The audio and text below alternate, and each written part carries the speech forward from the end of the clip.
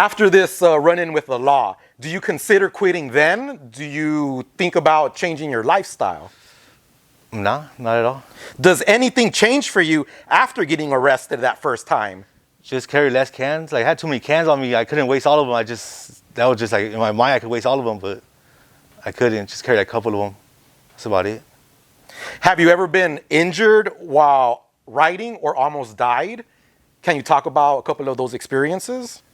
Nah, never. Everything's goes smooth pretty much. Around this early time as well, for DR1, there was a rumor going around that DR1 was really Chaka because you were killing the streets so hard, and Chaka's real name starts with the letter D and R. Nah. Do you recall this rumor? I never heard that one. You never heard it? Nah. Okay, moving on. In the early 2000s, your bombs and tags include DWK. Yeah. When do you join DWK? Well, this was my crew. I kind of started it in high school too, and it was just me kind of. I just writing on the side of my bombs, and that was like in 9th grade. What does DWK DWK stand for? Death Wish Crew. What did your fellow writers from TOK say when they see you hitting up DWK? They were asking what's that, and like I'll just let them know that's my crew. That's about it. That's something I write. Do you recruit other writers into your crew, or what are your plans for DWK? Yeah, I recruited a few people. I got the first one I got in was some dude. Ouch.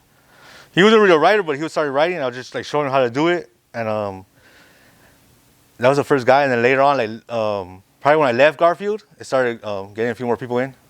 How would they get in? Would you jump them in? Would you just check out how they wrote? Yeah, how they roll and just like who they were and stuff like that. But that's like 03, maybe I started getting more people in. Would you get these people in from school, from the streets in your neighborhood, or? Yeah, streets, the streets of my neighborhood. Yeah. There's another figure in DWK, G's Up. Yep. Can you talk about him? You always seem to hit him up on your throw-ups. Yeah. Why?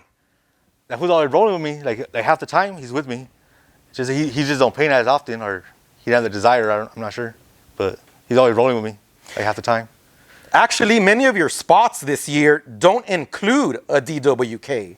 Are you still running the crew? What's the current situation? No, I'm not running that crew no more. I dropped it. Just NCT now. Someone else took over it, or is the crew dead now? The crew's not dead because that G's Up is still writing it. Besides that, like who I had in, they're like either busted, dead, or just gone. Yeah. Now, let's move on to your NCT era. Now that you have your soon-to-be legendary name, DR1, you also join one of the most well-known crews in San Diego graffiti history, NCT. Yeah. How does that come about? That dude Sex from NCT, he's the first one that brought it over here, I think. And he recruited me like in 04. I just got in and yeah, it was matched up good. Do you ask to get into NCT? Does Sex NCT see you up and look for you and recruit you? How does that happen? Yeah, I'm sure he seen me up, and yeah, he asked me to get in. I thought about it for a little while, and yeah, I just, it was a good match. Do you remember first meeting Sex? Not really, but I remember like the first time painting with him. Before meeting Sex, had you heard of him? Yeah, I heard of him, yeah. What had you heard of him? What was his reputation on the street like? Well, I remember like in 03, I forgot who, I think it was Fucked, Ease, maybe Sex. The fourth guy I don't remember, but they came on the news for hitting the heavens. And I noticed that, and I had ran into all those guys in Home Depot in the can section. And they're like, oh, it was these dudes and shit. Like, that's right.